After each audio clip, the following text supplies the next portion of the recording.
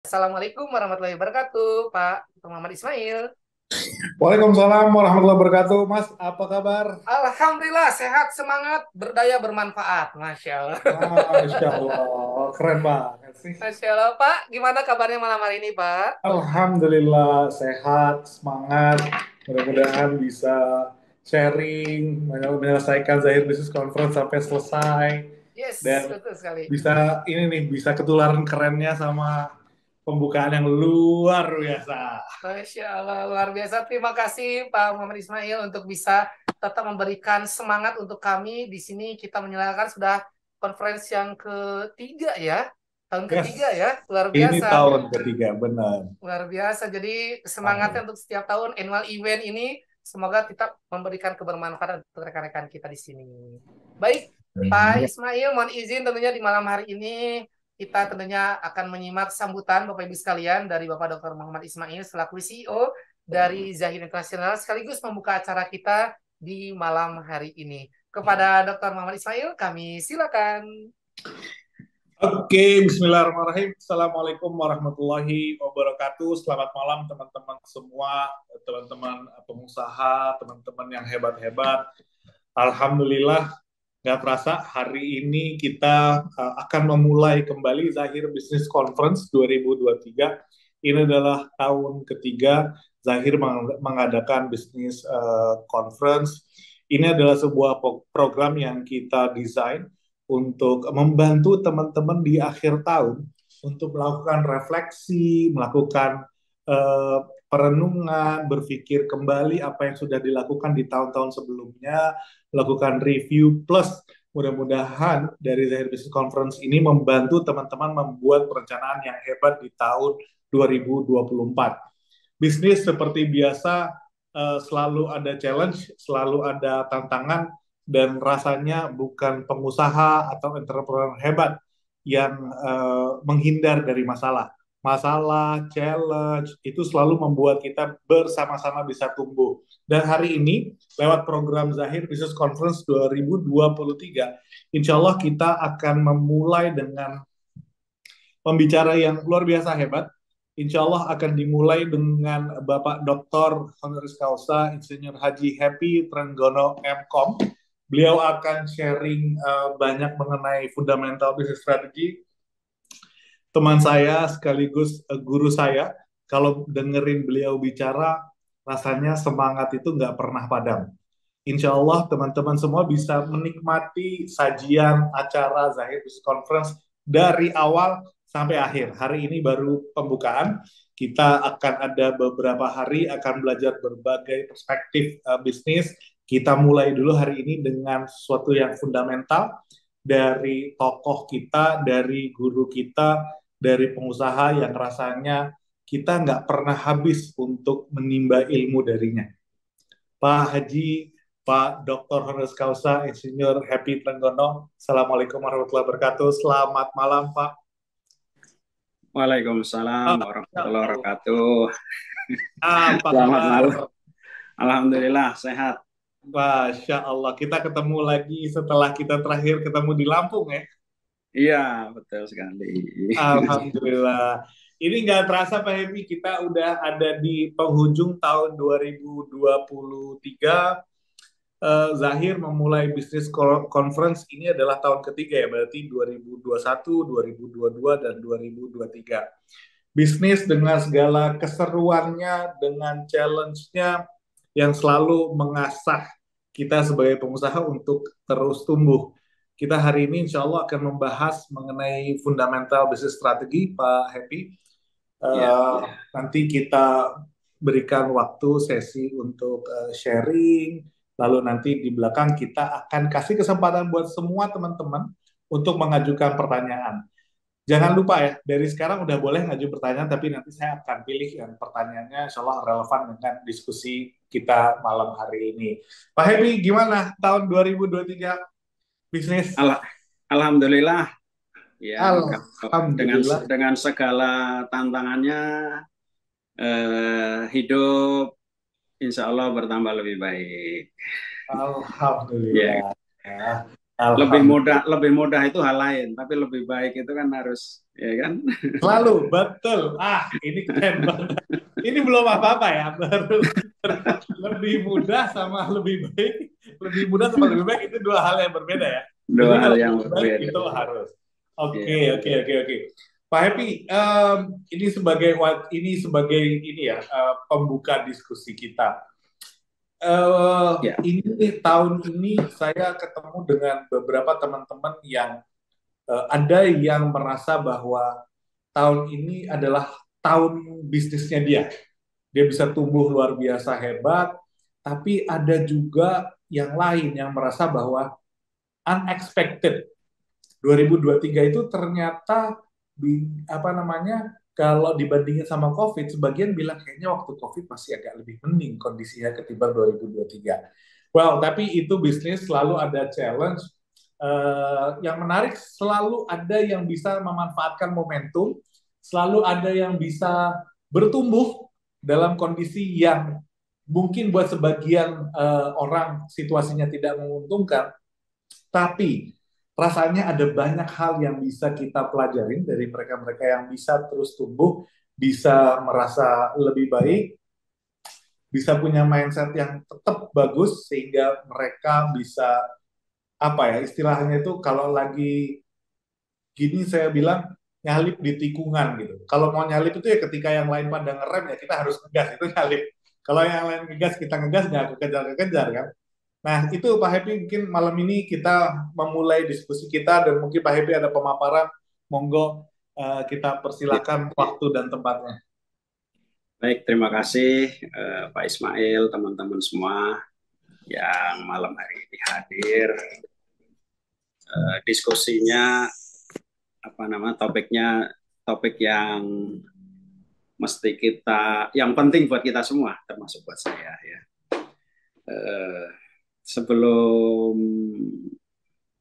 kita bicara, mungkin saya ingin ngomentarin dulu tentang tadi 2023 ya. Jadi sebetulnya kalau 2023 itu kita lihat dari sisi apa namanya daya beli masyarakat ya, itu memang turun luar biasa. Turunnya bervariasi, tapi rata-rata itu dari yang saya temuin itu sekitar 20%. Itu termasuk yang jualan bakso. Jadi kebetulan saya punya satu outlet dan di Solo itu ada tukang bakso yang ramainya luar biasa. Semua tahu itu namanya bakso Pak Tek. Ya. Dia 20% turun. Gitu. Itu dirasakan sejak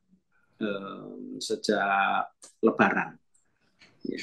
Teman-teman yang bergerak di bidang fashion juga mengalami tekanan yang cukup lumayan.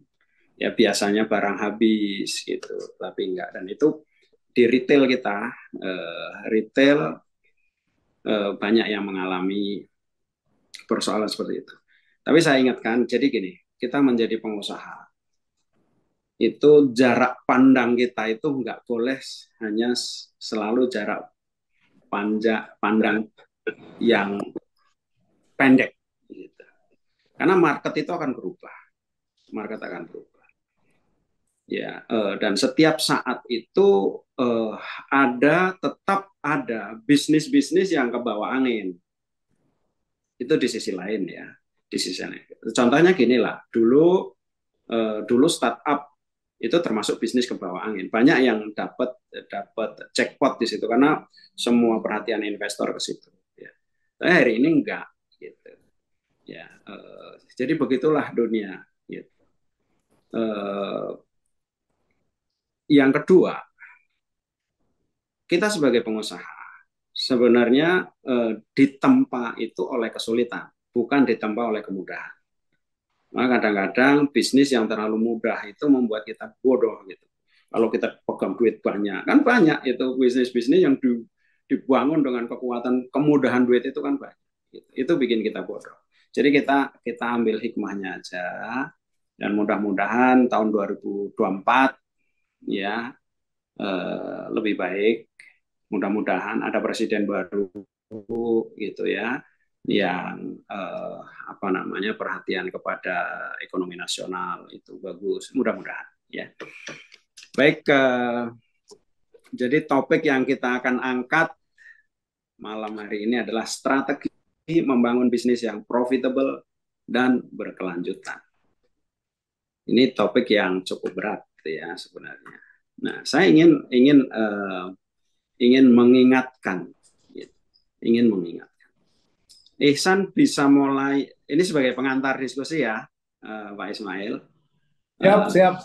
Ya, ingin mengingatkan kepada para pengusaha bahwa sebelum kita berbicara tentang strategi, Ihsan boleh ditampilkan ininya, presentasinya. Sebelum kita berbicara tentang strategi, sebelum kita berbicara tentang knowledge yang harus dibangun, sebelum kita berbicara tentang skill, tentang apapun, ada satu hal yang mesti kita miliki, yang harus dimiliki oleh pengusaha. Apa itu? Namanya adalah mindset. Mindset sebagai seorang pengusaha sejati, bukan pengusaha yang jadi-jadian, gitu ya. Karena pengusaha ini, menjadi pengusaha itu membutuhkan sebuah cara pandang yang sangat spesifik. Orang bisa bangun bisnis hebat gitu dalam sekejap mata gitu. Tetapi di akhir-akhir hayatnya justru bisnisnya membuat dia susah. Utang yang banyak, segala macam. Banyak sekali. Utang itu salah satu indikator lah ya. Gitu. Orang kalau udah kena utang biasanya mikirnya nggak jernih lagi gitu ya. Banyak sekali. Menjadi orang kaya itu juga mindset. Nah, menjadi pengusaha itu mesti memiliki mindset kaya juga. Mesti memiliki mindset ya, jadi kalau ngomong menjadi pengusaha, mindsetnya itu mindset ngalahnya itu banyak gitu. Ngalah terhadap apa? Terhadap kepentingan orang lain ya. Misalnya orang lain itu siapa gitu. Bisa aja customer, bisa aja karyawan gitu. Mindset sabar, mesti memiliki mentalitas apa namanya, karakteristik sabar misalnya. Tanpa sabar ya susah. Ya, makanya saya selalu mengatakan bahwa bisnis itu bukan sekedar ilmu ekonomi. Gitu. Sebelum bisnis menjadi ilmu ekonomi, bisnis itu adalah ilmu kehidupan. Maka kita lihat orang yang nggak sabar, nggak bisa bangun bisnis. Padahal sabar itu nggak ada di laporan keuangan. Zahir kan nggak menginventarisasi sabar kan, gitu sistemnya. Tapi nggak sabar nggak bisa gitu. Nah, saya ingin mengingatkan dua hal. Ini dua hal yang kaitannya dengan mindset pengusaha. Saya pernah apa namanya? Yang pertama itu saya pernah mendapat satu quotes ya. Satu quote, saya lupa dari mana. Tapi dia bilang gini, if you want to be rich, don't make money, build a business. Saya pikir ini luar biasa. Jadi banyak sekali, Ihsan bisa next, banyak sekali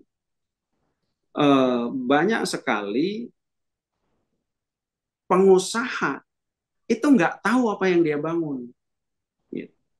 Dulu saya awal-awal belajar bisnis, saya tuh kalau dibilang mulai jualan itu ya dari saya kuliah gitu. Dari saya kuliah, saya jualan sistem, saya programmer dulu. Gitu. Jadi ketika gaji saya itu 300 gitu, 300.000 pada saat itu. Penghasilan saya itu bisa 60 juta gitu. Karena saya kerja eh, sambil berbisnis. Tapi ya itu aja, kita jadi pengusaha sendiri gitu kan, jualan sendiri, bikin sendiri, itu nggak ada tim dan sebagainya. Demikian simpel. Begitu masuk bisnis beneran, bingung kita. Saya jadi apa namanya, jadi kontraktor itu. Bingung kita ini, kok ini bulan ini nggak ada duit, wah gimana? Gitu. Ketika saya dulu ikut coach dari Amerika, bayar mahalnya minta ampun. Saya ditanya pertama kali itu, apa yang kamu bangun? Itu nggak pernah terfikir oleh saya gitu ya kan, gitu. Jadi mindset membangun bisnis dengan cari duit itu bedanya itu bumi dan langit gitu. Jadi kenapa kita bicara mindset gitu? Karena berbeda mindset, kita berbeda fokus. Yang dikejar itu beda. Pertanyaan kita juga berbeda, sehingga berbeda jawabannya juga. Jawaban berbeda, itu hasilnya beda. Gitu. Nah, salah satu yang mencolok, contoh ya, kalau saya bilang orang yang fokusnya itu make money gitu ya, setiap bulan. Ini kok, jadi yang kita gelisah itu hanya pendapatan bulan ini berapa gitu. Kita itu lebih kepada mindset pegawai gitu, bukan kepada bagaimana ini customer kita ini biar dia itu datang lagi tanpa kita minta kalau perlu gitu. Bagaimana agar orang itu beli dari kita, bukan beli dari kompetitor gitu. Itu mindset yang sangat berbeda gitu. Makanya menjadi pengusaha itu harus persisten dan banyak ngalah dulu. Kadang-kadang kita itu harus kadang-kadang dalam 1 tahun itu bisa kosong gitu. Kita akan kuat gitu ngadepin itu semua kalau kita punya mindset yang pas gitu. Saya punya perusahaan ya, mungkin banyak orang mengatakan wah Pak Epi kalau bikin bisnis langsung jadi gitu ya. Enggak juga gitu. Jangan kan saya, Elon Musk cari-cari kok gitu. Apa sebenarnya ini yang hari ini yang akan dalam 10 tahun ke depan itu akan dikejar oleh customer. Gitu. Jadi saya punya satu bisnis ya. Saya dulu invest ya. Invest itu tapi dalam prakteknya ini semua yang diceritain kan saya invest kepada orang yang hebat juga gitu kan, maksudnya ya hebat gitu, yang bisa saya pegang omongannya. Ternyata bisnis itu tidak seperti yang dia ceritakan gitu ya. Bahkan yang di luar saya tahu itu bisnisnya luar biasa susahnya. Akhirnya saya lakukan transformasi dan tahun 2000 saya keluar duit cukup banyak. Jadi dalam fase pertama itu mungkin 15 miliaran itu ya cukup banyak lah, tapi nggak banyak banget itu. Tapi untuk bisnis yang rugi itu banyak banget. 15-an miliar, kemudian saya transformasi, saya injek lagi itu sekitar hampir 27 lah total ya. 27 miliar, kemudian tahun 2021 itu jualan udah 17 miliar. 17 miliar. 2002 jatuh 28 miliar. Ya ada hal-hal tertentu. Gitu. Istri saya udah bilang, udahlah Pak, gitu. Urusin yang lain aja gitu. Enggak mah, ini seru nih, bakal hebat ini saya bilang gitu kan. Dan terakhir awal tahun kemarin lah, pertengahan tahun itu saya injek lagi 12 miliar gitu. Istri saya udah nggak nanya lagi, cuma nanya seru ya Pak, wah seru. Nah, jadi seru lah gitu ya. Jadi nah sekarang ini hari ini udah mulai nggak minta duit sama saya. Bayangkan saya bangun itu ya karena ada kerugian besar di depan gitu. Saya pikir saya mesti selesaikan lah gitu ya. Ada teman-teman juga yang ikut walaupun kecil gitu ya di situ. dan hari ini mulai profitable gitu. Nah, itu sebuah harga yang harus kita bayar gitu ya. Kebetulan kalau saya kan bisnis banyak, jadi nggak terlalu fokus di situ terus gitu ya. Gitu. Tapi banyak perusahaan-perusahaan itu yang mengalami itu bahkan belasan tahun gitu. Contohnya itu Traktor Nusantara. Dulu pertama modalnya itu 7 miliar. Itu grupnya Astra ya. Dia bangun selama 15 miliar itu merah terus gitu. Tapi itu kalau annual meeting itu semua semangat luar biasa. Gitu. Kenapa kok bisa begitu? Karena dia tahu apa yang dibangun dan dia yakin tentang apa yang dia sedang bangun. Gitu. Nah, kalau kita bicara tentang bisnis-bisnis tertentu, kayak contoh kelapa sawit dan sebagainya, kalau Anda itu fokusnya make money, gitu ya, Anda 7 tahun nggak akan tahan. Nggak tahan. Dan berapa banyak orang bikin kebun kelapa sawit itu jatuh luar biasa. Banyaknya minta ampun. Nah, itulah bedanya build business dan make money. Gitu. Kalau pikiran kita itu cuman ini duit berapa yang masuk setiap bulan, gitu. Kemungkinan besarnya Anda di situ. Kemungkinan besarnya berat gitu. Nah, ini yang harus kita pahami ya. Jadi mindset membangun bisnis. Makanya disebut membangun. Membangun itu nggak bisa langsung gede gitu. Ya kalau membangun rumah ya pondasi dulu gitu kan. Nah, inilah yang disebut fundamental gitu. Yang disebut fundamental. Nah, jika kita berbicara tentang bisnis, ada satu pertanyaan tunggal yang menyebabkan bisnis itu terjadi. Saya ingin ngingetin, gitu. Bisnis terjadi itu bukan karena produk, gitu, bukan karena apapun tim modal ini, enggak. Gitu. Bisnis terjadi itu karena ada nilai di mata customer, ada yang disebut value, dan kita itu dengar ini tiap hari, cuman kita nggak paham. Gitu. Jadi saya di IBF saya bilang, apa the single question yang menyebabkan bisnis terjadi? Itu value. Nggak peduli itu sesederhana apapun. Gitu. Jadi ada nilai. Gitu. Kenapa sih kita belanja ke warung sebelah gitu? Pasti ada jawabannya. Karena dekat gitu. Dekat itu value. Membuat kita nyaman gitu. Nah, next. Nah, saya ingin berbicara tentang ini, fundamental bisnis. Ini kalau ingin memahami bisnis secara utuh, gitu, terjadinya bisnis. Ini diagramnya. Anda nggak akan temukan diagram ini di tempat lain. Ya. Jadi ada 3 pertanyaan fundamental dalam bisnis. Yang pertama itu adalah siapa target market Anda, yang warna kuning.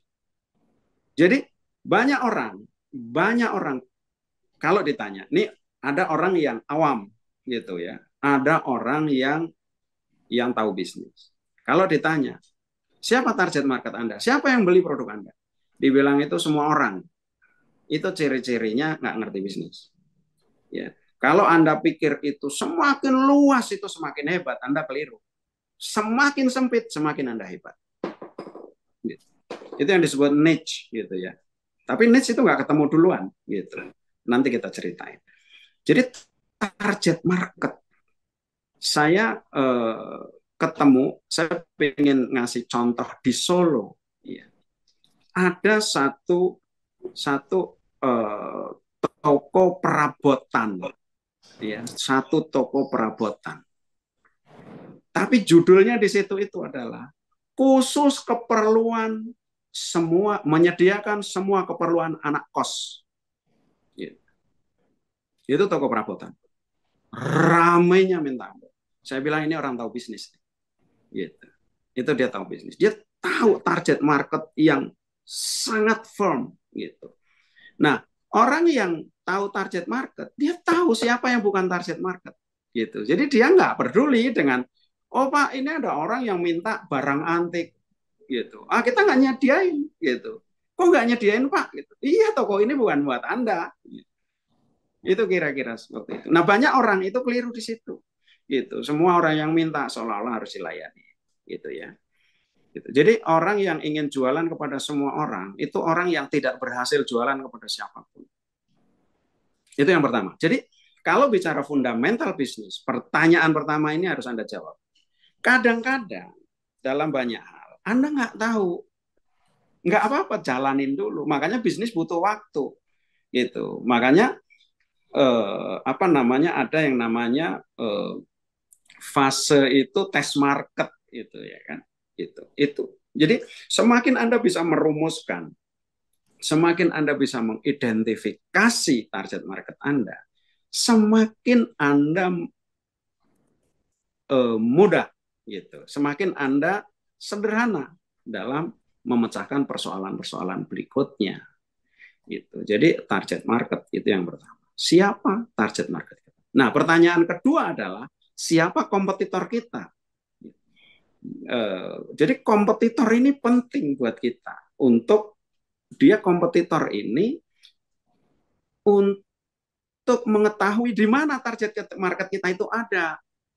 Gitu. Berapa dia jualan, harga dia berapa, bagaimana cara dia jualan, bisnis proses dan sebagainya. Itu penting gitu. Nah, banyak orang yang nggak ngerti bisnis, dia jauhin itu yang namanya kompetitor. Gitu. Jadi, wah ada proposal ya, misalnya, Pak ini kita pertama kali nih, Pak, nggak ada yang jualan ini, kita nggak ada bersaing dengan siapapun. Gitu. Nah, itu bisnis yang Anda nggak usah masuk.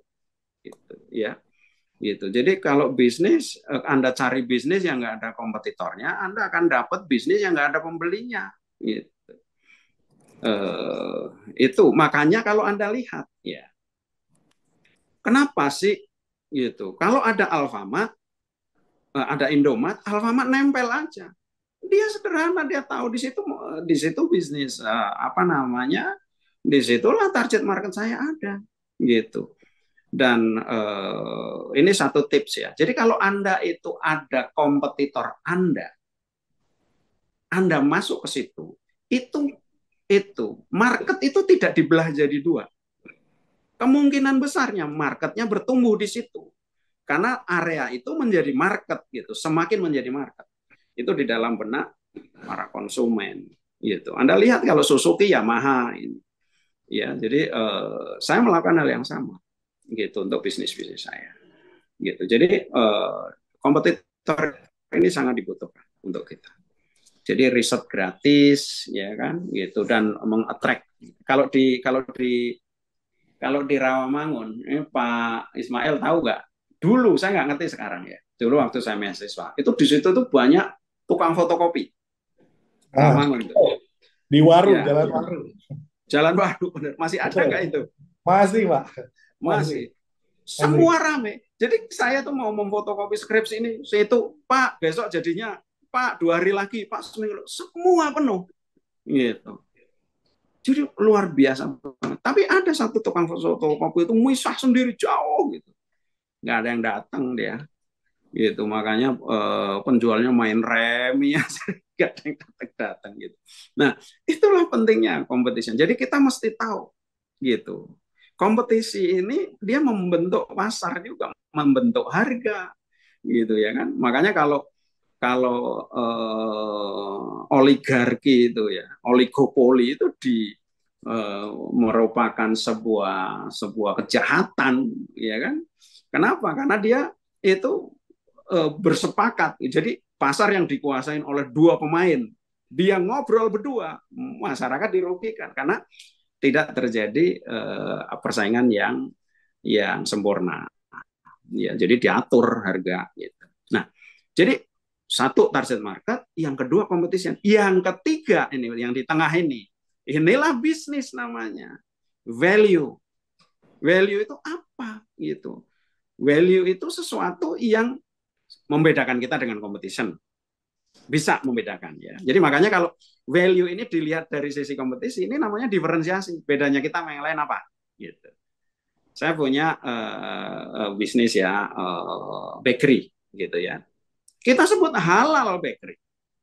Gitu. Jadi enak dan halal. Enak dan halal itu ya lebih ke halalnya. Kalau enak semua enak lah gitu ya. Tapi beneran enak dan halal. Padahal semua orang itu kan ada sertifikat halal gitu. Tapi nggak ada yang ngomong dia itu halal gitu. Jadi kita firm aja halal. Di situ kita riset semua orang beli karena itu. Gitu. Semua beli karena itu. Nah, itu yang membedakan kita dengan yang lain. Dilihat dari target market, kalau Anda tahu nama positioning, value itu yang menggait Anda tentang positioning Anda. Contoh tadi kalau value-nya itu halal, ya, yang kita tawarkan value itu yang kita tawarkan namanya value proposition, ya. Dilihat dari target market itu positioning kita. Jadi contohnya begini, Sabita adalah penyedia kebutuhan cake dan bakery yang halal. Itu positioning. Jadi menjadi solusi cake. Itu inti daripada bisnis gitu. Nah, dari 3 aspek ini, story tentang 3 itu yang namanya brand gitu. Itu yang menjadi kisah tentang Anda. Itu kisah tentang bagaimana Anda membedakan diri dengan orang lain, kisah dengan bagaimana Anda itu menjadi solusi bagi customer. Itulah brand Anda. All about story. Jadi brand itu walaupun Anda kayak contoh saya tuh kebetulan di Sabita ini kan perusahaan yang saya beli gitu ya, yang akuisisi. Jadi dia nggak pernah garap, tetapi brand itu ya terjadi gitu. Kalau ngomong Sabita, oh halal bakery. Nah, kalau mau beli ya di Sabita aja di halal bakery. Itulah brand gitu. Nah, jadi itu. Nah, kalau ngomong fundamental itu yang harus dibangun gitu. Bukan Anda apa namanya? Anda sibuk gitu baru bikin gitu. Kita udah ngomongin cash flow, ngomongin pendapatan, ngomongin penjualan. Akhirnya kita berkutat di situ aja gitu. Dan akhirnya banyak jebakan, ciri-ciri begini. Orang yang tidak bisa merumuskan value gitu. Yang paling gampang dilakukan untuk membedakan dengan kompetisi adalah harga gitu. Jadi lebih murah daripada yang lain. Itulah pembedaan kita. Itu value gitu. Tapi itu value yang paling gampang.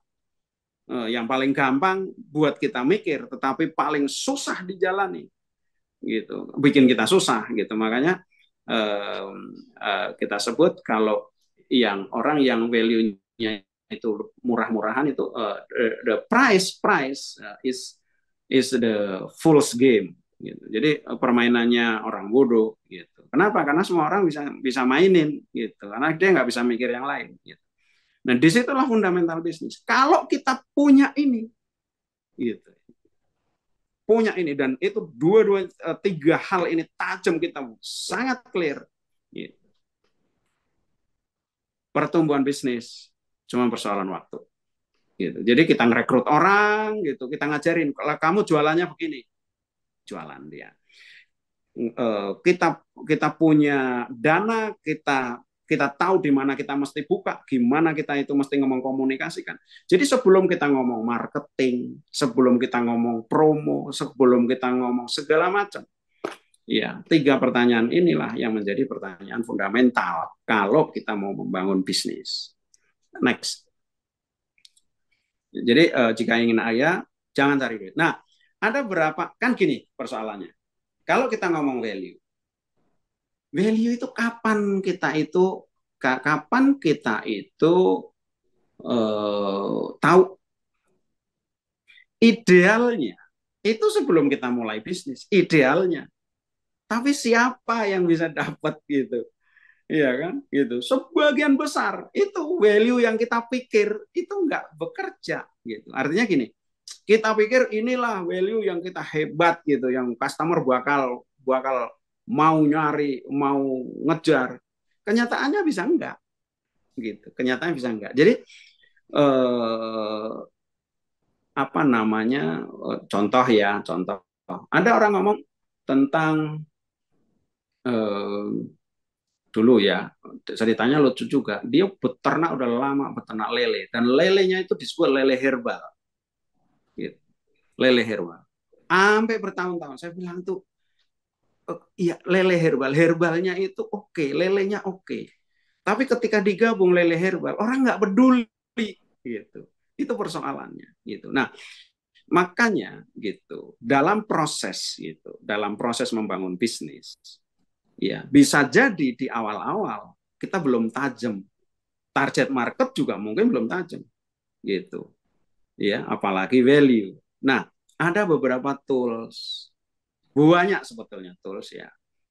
Ini saya kasih bocoran ya, yang paling populer di market. Satu, competitive analysis. Ini paling gampang. Kita bikin tabel ya, kompetitor kita terus kompetitor kita siapa gitu. Misalnya ini Zahir, terus ini ada siapa lagi. Terus satu dari aspek kehandalan program, dari aspek supporting, nah yang kita unggul, nah itu value gitu. Itu yang paling gampang ya. Ada supply chain analysis, ada BMC sering dengar lah. Tapi kalau BMC ini karena tidak fokus kepada value, kadang-kadang orang sekedar mengkonsep aja ya. Nah, ada tiga yang saya sarankan. Ini 4, 5, 6 ya. Kalau Anda ada yang namanya metodologi yang disusun itu ada dalam satu buku namanya The 3-Minute Rules. Jadi kita jelasin ke orang 3 menit tentang bisnis kita. Orang paham dan pengen invest. Gitu. Itu canggih. Terus yang sering saya gunakan juga adalah top client interview. Jadi gini, kalau bisnis kita udah jalan, ya, bisnis sudah jalan. Biasanya untuk bisnis-bisnis yang saya baru beli, gitu. Saya cari top client. Siapa top client itu? Orang-orang yang beli terus dan senang sama kita. Itu top client. Cari 5 aja, gitu. 5 aja. Kalau kita tanya, kenapa kamu beli ke kita? Nah, itu 5 orang itu, kalau menjawab hal yang mirip-mirip atau hal yang sama, itu value Anda. Anda tinggal komunikasikan dan perkuat positioning Anda di situ. Itu bisnis bertumbuh. Ya. Nah, ada yang lebih hebat lagi. Nah, ini tools ini banyak banget sebetulnya kan, gitu kan, yang riset banyak. Oh ya, ada yang nomor 7 itu namanya ini. Kalau terkenal banget itu Blue Ocean Strategy. Ya, Blue Ocean Strategy itu juga mengeksplor tentang value. Ya, itu dahsyat juga, itu hebat juga. Tapi ada yang luar biasa hebat yang dipakai oleh, ini saya kasih bocorannya ya. Yang dipakai oleh iPhone. Kenapa iPhone begitu dia keluar laku 250 juta piece, laku 300 juta piece. Dia gunakan konsep ini. Di Indonesia ada yang pakai, bisnisnya luar biasa, triliun yang saya dengar. Itu namanya itu adalah Bakpia Kukus grupnya itu. Ya, saya kenal baik dengan itu. Mungkin dia nggak tahu tentang konsep ini, tapi yang digunakan itu konsep ini. Ya, dia bisa. Jadi value itu kan tentang preferensi. Jadi daripada gue beli dari sana, gue beli dari sini aja. Jadi ada satu pendekatan yang luar biasa namanya Maya. Gitu. Maya itu most advanced yet acceptable. Gitu. Kalau Anda mau pelajarin itu dan mau riset, Anda bisa menciptakan bisnis yang luar biasa. Itu yang dilakukan oleh Tugu. Ya, nanti kita ngobrol. Dan banyak tools yang lain. Nah, kenapa saya garis bawah ini? Karena banyak orang tidak memberikan perhatian yang cukup, gitu. Jadi asal aja, asal beda, ya kan? Jadi apa namanya? Yang kita mesti ingat. Jadi kalau semua hal itu kita lupakan, apa satu hal yang harus dijawab dalam bisnis yang merupakan fundamental bisnis adalah value. Apa yang Anda tawarkan? Gitu. Oke, terus. Nah, mindset yang kedua yang sering membuat orang keliru ya ketika. Jadi kalau tadi itu membicara tentang membangun bisnis. Jadi duit penting gitu, bukan nggak penting gitu. Duit ya penting, ya kan? Tetapi kalau kita itu cuma fokus pada duit dan kita lupa bangun bisnis, kita nggak akan kemana-mana gitu. Jangankan mau sustainable, ya kan? Gitu. Untung aja mungkin ya gede ya susahnya minta ampun. Yang kedua itu mindset tentang besar, gitu. Besar dan kuat itu berbeda. Banyak orang itu, jadi kalau di dalam bahasa Inggris itu begini, orang itu selalu tanya gitu ya, kalau di Amerika ya, selalu tanya berapa tinggi pohon mataharimu. Itu yang selalu ditanya oleh pengusaha. Tapi nggak pernah tanya apa yang membuat tinggi. Gitu. Ini nanti jawabannya adalah akar-akarnya ini itu. Kalau jawabannya berapa tinggi ya diukur gitu. Nah itu yang menjadi banyak. Jadi mindset kita itu mindset besar gitu. Tapi kita nggak punya mindset membangun bisnis yang kuat. Sehingga gitu dalam banyak hal gitu. Kenapa perusahaan yang udah kita pikir itu kita gede, habis gede itu hebat, enggak, habis gede kita susah gitu. Karena di dalam membangun bisnis itu ada yang namanya growth stage, ada apa namanya, ada fase-fase pertumbuhan. Nah ini kesalahan banyak pengusaha ya yang bikin, terutama yang bikin franchise gitu. Nggak cuma franchise, ada yang IPO, tapi IPO-nya nggak kemana-mana. Kenapa? Karena bisnisnya itu sebelum scalable gitu, atau tidak scalable, belum scalable paling tidak ya. Jadi kita baru punya 1-2 gerobak, kita udah franchise kemana-mana, akhirnya mati satu persatu. Banyak banget ya.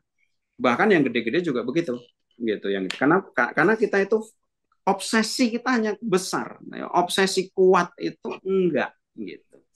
Nah disinilah gitu ya banyak pengusaha-pengusaha itu yang nggak bisa bedain gitu antara profit. Wah ini udah profit kok, gitu ya. Tapi ada bisnis yang collection duitnya susahnya minta ampun gitu. Misalnya ya. Jadi berbeda antara profit, cash flow. Kadang-kadang profit ini bisa dibuat gitu kan.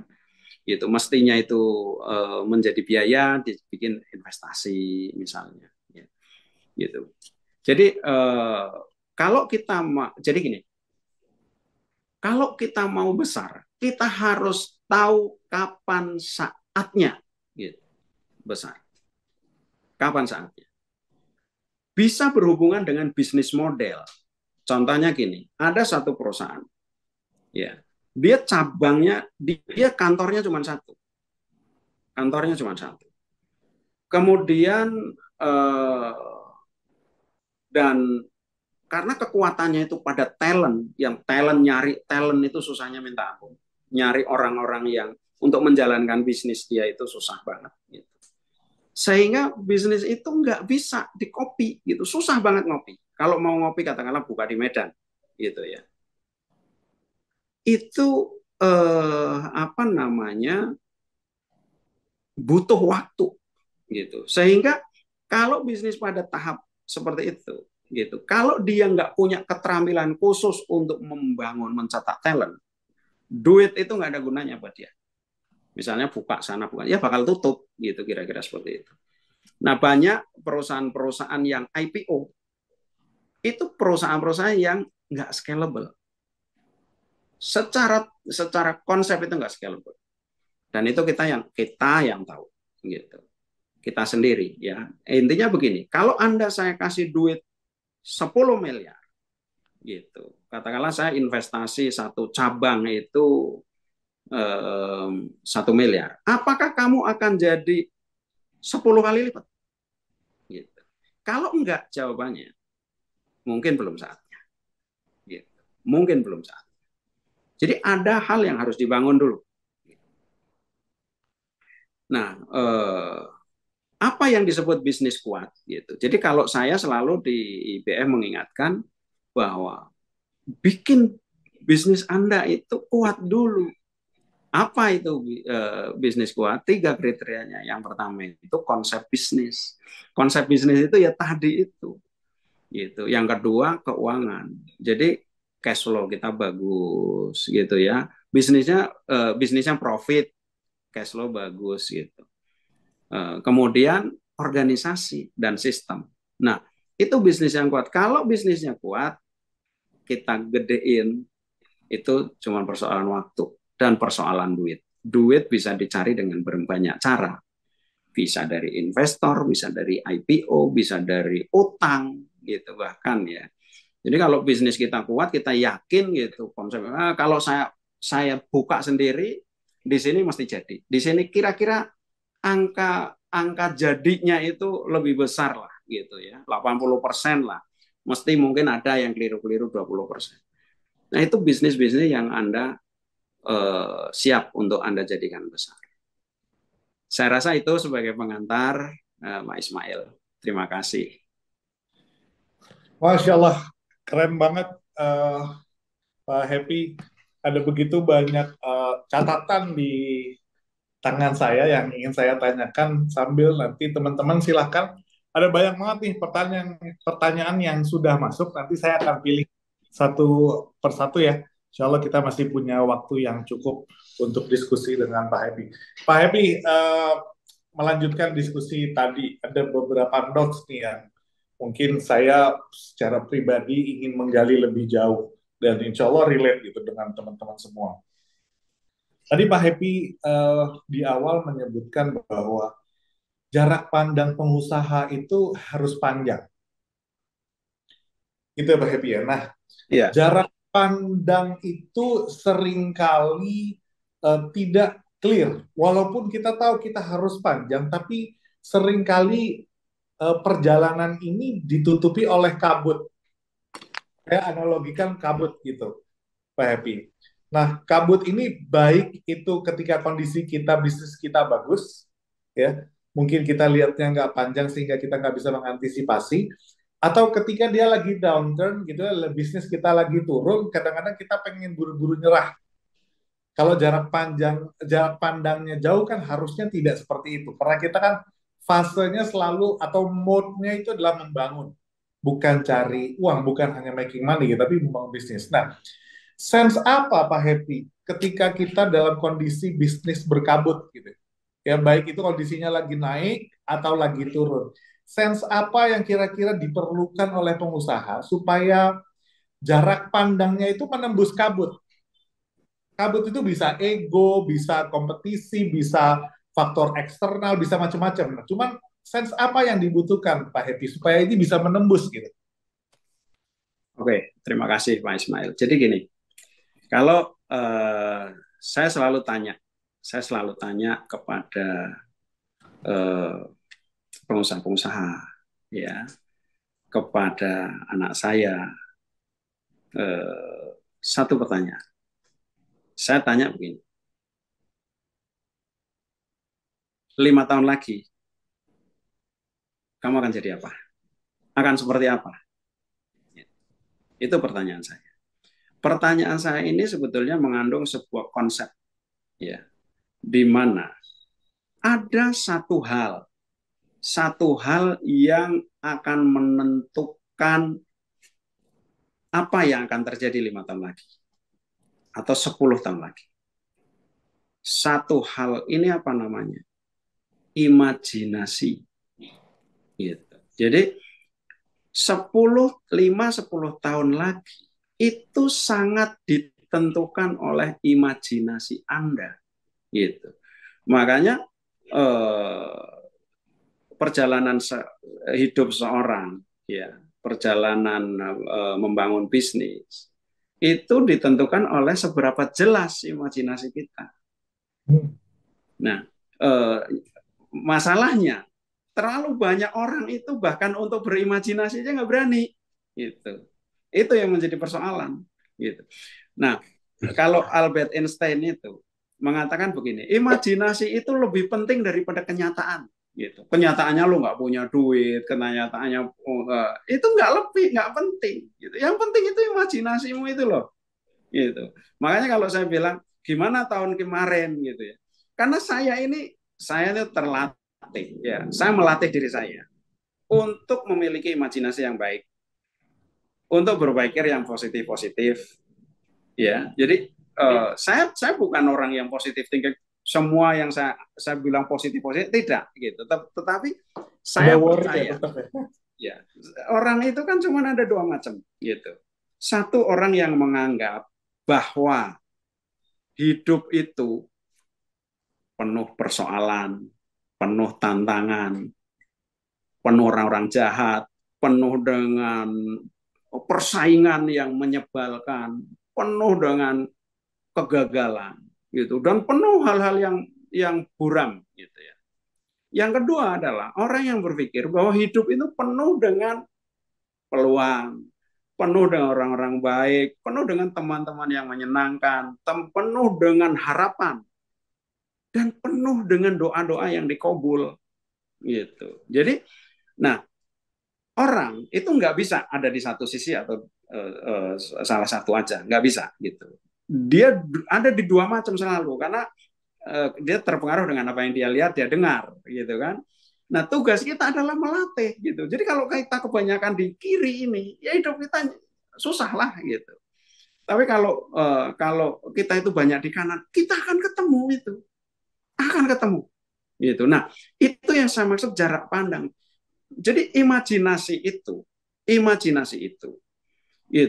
berlaku yang nanti kapan saya nggak tahu, tapi 10, 15 tahun, ada yang tahun depan gitu, ada yang besok, ada yang sebentar lagi, itu juga imajinasi, itu menentukan gitu. Tesnya begini, tesnya ya, pulang ke rumah, coba Anda bayangkan gitu ya, istri Anda bakalan ngamuk nih gitu, wah ini pasti marah lagi nih, pasti marah lagi.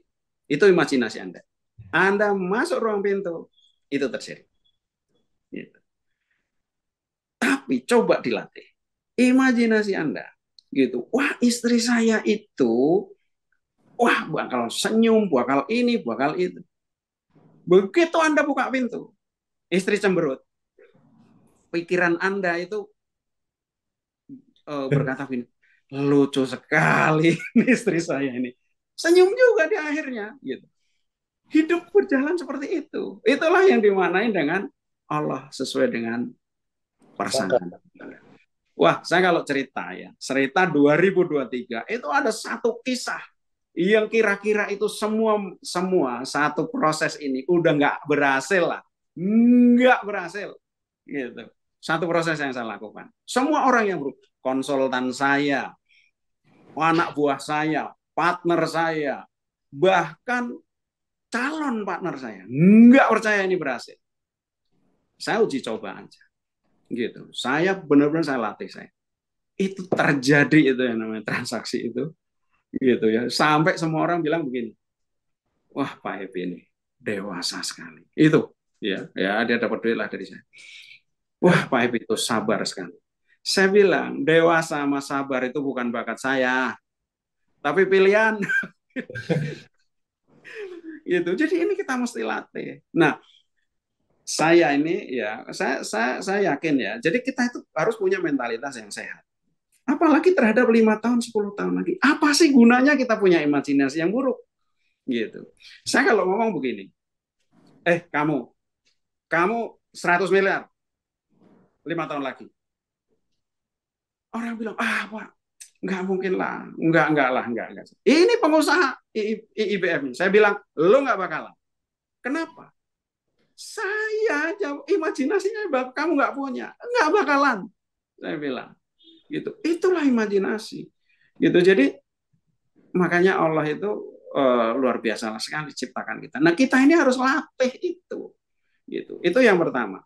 Kalau kita punya imajinasi, makanya gini, orang yang punya persisten, yang tahan, orang yang punya harapan. Gitu. Harapan adanya di mana? Di sini harapan itu. Kalau otak kita itu terang gitu ya, semua jadi ikut terang. Saya gitu ya, menjalani bisnis ya, orang-orang kaya ya kan, saya banyak teman lah kalau saya sebut Anda kenal semua lah, orang-orang hebat gitu ya. Apakah mereka itu bisnisnya selalu menghasilkan uang setiap hari? Bahkan di antara mereka itu nggak punya bisnis gitu. Tapi bagaimana kehidupan mereka biasa aja gitu. Dia pakai, makanya kalau saya bilang, ya kalau saya bilang nggak bisa cash flow kita terlalu pendek. Cash flow yang pendek banget cocoknya untuk karyawan sebulan cash flow. Buruh lebih pendek lagi sehari atau 1 minggu. Anda pengusaha, kenapa nggak Anda pakai cash flow 5 tahun? Gitu. Kalau kita pakai cash flow 5 tahun, ya bisnis lagi begini, oke nggak apa-apa lah. Utang ini, jual ini, cari investor ini. Adalah pokoknya hajar aja kalau kita yakin tahu apa yang dibangun.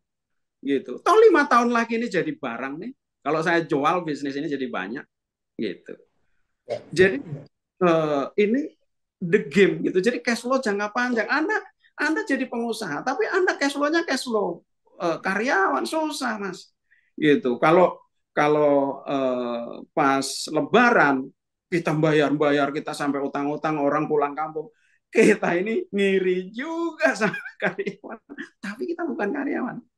Gitu. Maka menjadi pengusaha itu sebuah keputusan untuk berpikir besar, keputusan untuk mengambil tanggung jawab, keputusan untuk mewujudkan apapun yang kita inginkan. Gitu. Kalau Anda nggak punya bayangan masa depan Anda, cari kerjaan lain. Itu kira-kira. Wow. Aduh, ini menohok banget ya. Jadi kalau nggak punya bayangan, cari kerjaan lain. Ini pahit Pak Happy, tapi saya nggak bisa menyangkal. Saya beberapa waktu yang lalu bahkan tadi Pak Happy menyebut Elon Musk. Elon Musk di salah satu wawancara pernah mengakui gini, Pak Happy. Tesla itu sebenarnya sudah diambang kehancuran sebenarnya. Dan Elon Musk itu kalau ditanya jujur, sebenarnya dia punya keraguan bahwa Tesla akan berhasil. Tapi kalau pakai istilah Pak Happy tadi ya, jarak pandangnya dia itu jauh. Dia bilang, saya yakin dengan mobil listrik ini akan berhasil. Walaupun ketika membangun Tesla tidak mudah, ada momen-momen di mana cash flow udah hampir berantakan, gitu, udah mendekati titik paling bawah. Tapi ternyata hari ini Tesla menjadi perusahaan pabrikan mobil dengan valuasi paling besar, mengalahkan mereka-mereka yang mungkin perusahaan mobilnya sudah lahir ketika Elon Musk belum lahir gitu ya. Ada Ford, ada GM, ada Toyota, ada Honda, ada banyak sekali pabrikan mobil yang hari ini valuasinya jauh di bawah Tesla. Jadi kekuatan impian itu kunci yang hebat banget ya. Kelihatannya sederhana, tapi itu mindset ya, Pak Happy ya. Mindset ya, nggak boleh salah tuh. Iya, mindset ya. Nah, jadi ketika kita punya cita-cita gitu ya, disitulah kita gini, pertanyaan-pertanyaannya kan harus semakin bagus gitu kan. Jadi kalau orang yang jarak pandangnya panjang, misalnya gimana saya harus mewujudkan impian saya, apapun impian itu, di mana saya harus belajar, bagaimana saya harus memulai, ini yang salah apa dengan saya, kan selalu begitu. Jadi faktor belajar gitu ya, itu jadi kan ada tiga hal yang membuat orang sukses itu kan ada tiga atribut ya. Yang pertama itu tadi attitude. Attitude itu yang dibentuk oleh cara berpikir gitu. Orang kalau jarak pandangnya jauh kan attitude-nya beda gitu. Lebih sabar itu attitude juga gitu kan. Lebih percaya diri itu attitude gitu. Gitu. Makanya saya sering ingetin gini. Jadi pengusaha nggak punya duit. Kenapa emangnya? Gitu. Pemerintah aja bisa nggak punya duit gitu. Kita pengen punya perusahaan, kita beli perusahaan, nggak harus punya duit gitu. Tapi yang penting bisa ngusahain kan gitu. Nah itu attitude namanya gitu. Satu attitude. Yang kedua itu knowledge gitu. Jadi pengetahuan. Makanya kita harus selalu belajar. Jangan sok pinter gitu. Kalau kita sok pinter ya kita cuman punya angan-angan kosong namanya gitu ya kan. Jadi makanya belajar itu bergaul dengan orangnya. Yang ketiga itu skill. Skill ini hanya bisa dilakukan dengan cara melatih. Enggak bisa enggak. Anda jatuh, bangun, salah, ini bagian dari proses. Gitu. Kalau enggak menjadi pengusaha, kenapa? Orang yang imajinasinya hebat, obsesinya hebat, dia lebih tahan menghadapi kesulitan. Gitu. Karena dia punya harapan yang bagus. Disitulah yang disebut bahwa pengusaha itu memiliki memiliki kemauan untuk ambil resiko. Gitu. Kalau orang itu aja bisa, kenapa gue nggak bisa? Gitu. Di mana dia belajar? Saya tuh sering sekali masuk dalam industri-industri baru yang sama sekali orang nggak tahu. Kalaupun tahu itu jual mahal luar biasa. Sore tadi itu saya baru ketemu sama orang, belajar gitu. Di Indonesia cuma ada 3 yang berhasil, semua triliun. Gitu. Saya belajar, saya ketemu dengan konsultan, dia minta 30%. Saya bilang, konsultan minta 30%, enggak lah gitu. Saya berangkat sendiri di Inggris ya, saya belajar sendiri itu tentang dunia karbon. Ya, tadi baru saya ketemu dengan orang yang pernah berhasil di situ. Jadi kita belajar gitu. Yang nawarin banyak banget gitu. Saya nggak memutuskan, saya belajar dulu gitu. Nah, ini juga harus menjadi attitude kita gitu. Nah, kemudian skill tadi gitu, keterampilan. Keterampilan itu mesti dilatih. Gitu. Banyak kan keterampilan yang harus kita bangun. Tapi intinya beginilah. Akhirnya kita akan berhasil gitu. Kalau kita yakin, kalau kita persisten gitu. Kalau kita percaya dengan apa yang kita bayangkan, Allah akan bimbing, insya Allah. Keren. Elon Musk aja yang ditolong ya, gitu. Apalagi kita. Saya suka banget Pak Happy ketika tadi menegaskan bahwa jarak pandangnya jauh, dan ketika ngomongin cash flow-nya juga jangan ditarik dalam jangka pendek. Mungkin sekarang minus, mungkin 1 tahun ini minus, mungkin 3 tahun ini minus. Tapi kalau ditarik mungkin 5 tahun, 10 tahun, ini ada potensi berkali-kali lipat. Persis. Kadang-kadang kan mental kita tuh di tengah jalan ngukurnya pendek ya, dan mental pengusaha sukses tuh nggak gitu ternyata ya. Iya, jadi harus lengkap. Jadi pendek ada, menengah, tapi nggak cukup. Kalau kita berhenti di jalan pendek ya kita susah, gitu. Ya kita susah. Gimana Anda itu mau mengkader orang? Itu juga butuh waktu, gitu ya. Saya punya orang keuangan tuh 16 tahun bangun, gitu. Dia bisa tangani semua, dia tangani, gitu. Dari lulus SMA dia latih, itu tuh butuh waktu, gitu. Sekarang saya kerja dengan beberapa konsultan asing gitu. Yang 40 orang saya cuma 1. Gitu. Itu dia paham, saya ngomong apa dia paham. Itu kan salah satu gitu ya kan. Tapi intinya gitu, kalau kita itu melakukan satu dan kita sungguh-sungguh gitu, akhirnya akan berhasil juga. Yang membuat kita nggak berhasil, itu kita berhenti berharap. Gitu. Kita berhenti berharap, kita berhenti melakukannya, gitu. Dan kita nggak percaya kalau dalam bahasa Inggrisnya itu nggak percaya kepada diri sendiri, gitu. Nggak percaya diri, nggak percaya sama diri kita sendiri, nggak percaya. Apalagi kita ya Muslim gitu, janji-janji Allah semua hebat-hebat, gitu. Allah pasti kasih. Gitu. Keren. Pak Happy, saya izin membacakan beberapa pertanyaan dari teman-teman yang malam ini join. Teman-teman semua, kalau punya pertanyaan, monggo ya langsung ke kolom Q&A, ke menu Q&A, submit di situ. Mumpung malam ini kita bicara, ini topiknya dalam banget, tapi nggak boleh baper. Ini mungkin kalau ngomongin malam ini dengan topik mindset, apa-apa yang tadi Pak Happy sampaikan, emang nggak boleh baper. Kita harus pikirnya jangka panjang, nggak boleh gampang nyerah, gitu. Di situasi apapun harus positive thinking. Nah, saya akan lompat ini sekarang ke pertanyaan Buya.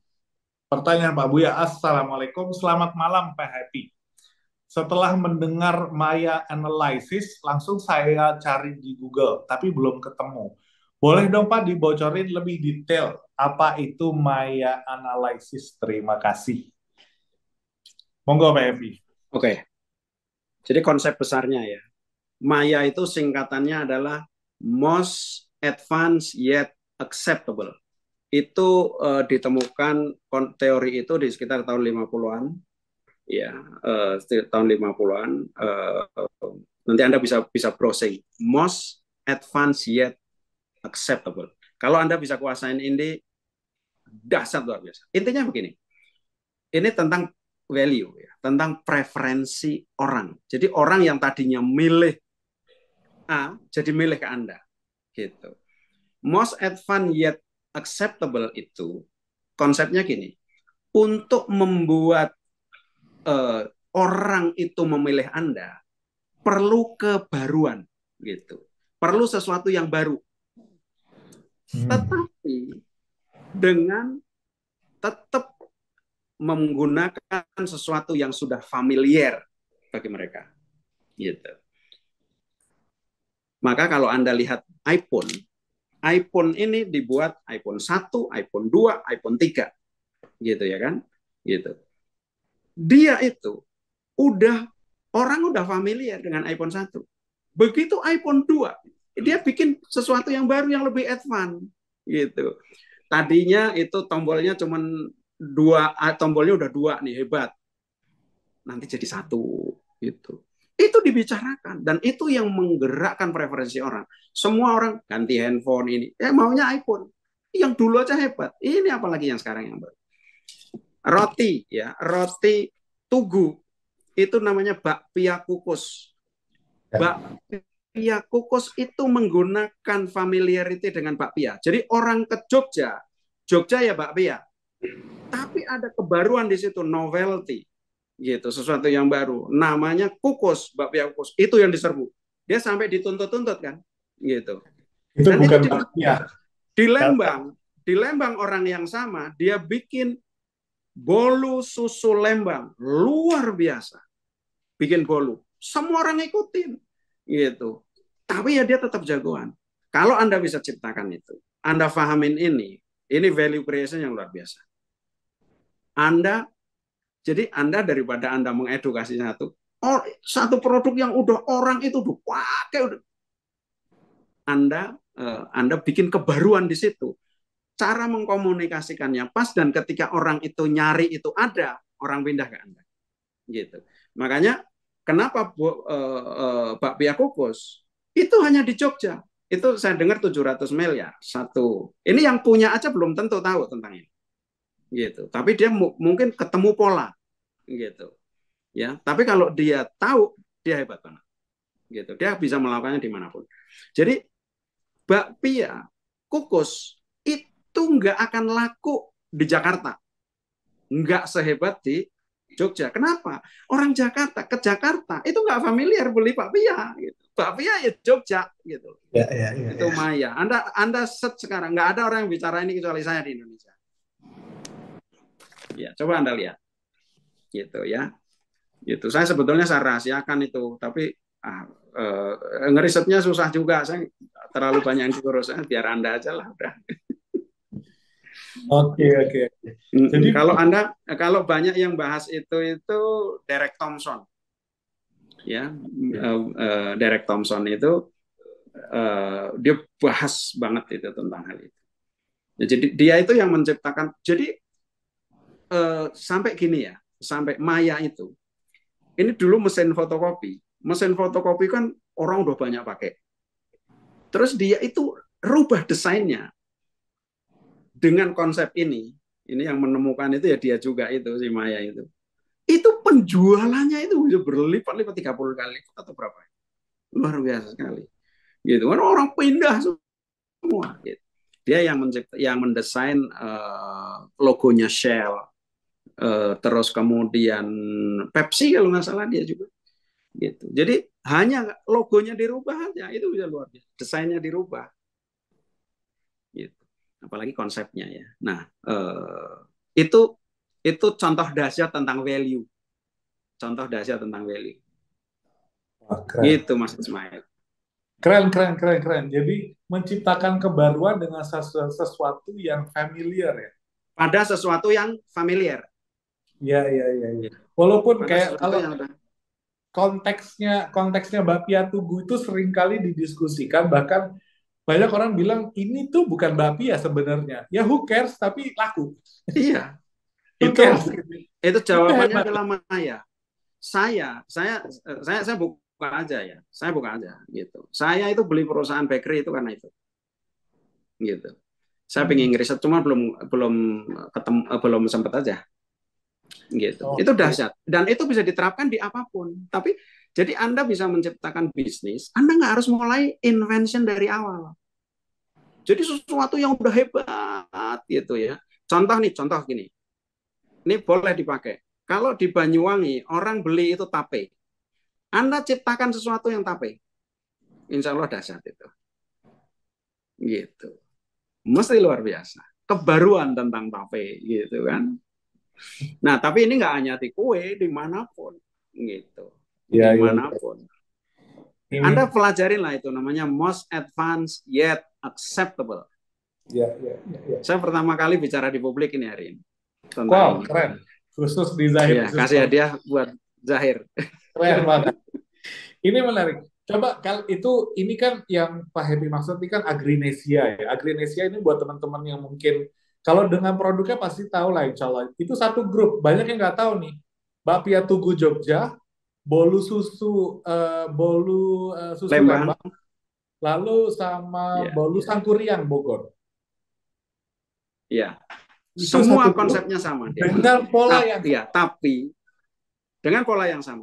Dia gunakan konsep ini, tapi mungkin dia tidak sadarin. Saya nggak ngerti. Iya, iya, iya. Tapi teorinya itu teori ini dan itu bisa kita pakai gitu. Bisa kita pakai. Kalau kita ketemu sama Mas Anggarannya perlu kita cek. Tanya dia, tahu nggak ini gitu.